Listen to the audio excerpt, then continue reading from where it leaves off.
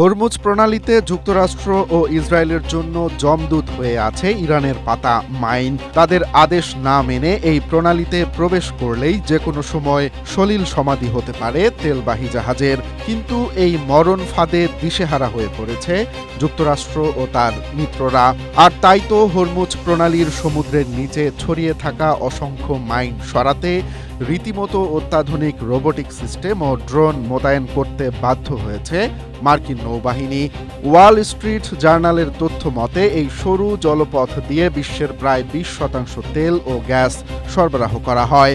বর্তমানে সমুদ্রের তলদেশ স্ক্যান করতে যুক্তরাষ্ট্র আরটিএক্স কর্পোরেশনের ড্রোন এবং AQS-20 সোনার সিস্টেম ব্যবহার শুরু করেছে।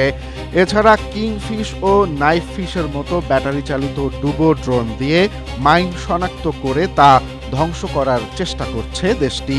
তবে ইরান সাফ জানিয়ে দিয়েছে তাদের বন্দরের ওপর থেকে মার্কিন নিষেধাজ্ঞা না তুললে তারা এই পথে জাহাজ চলাচল স্বাভাবিক হতে দেবে না।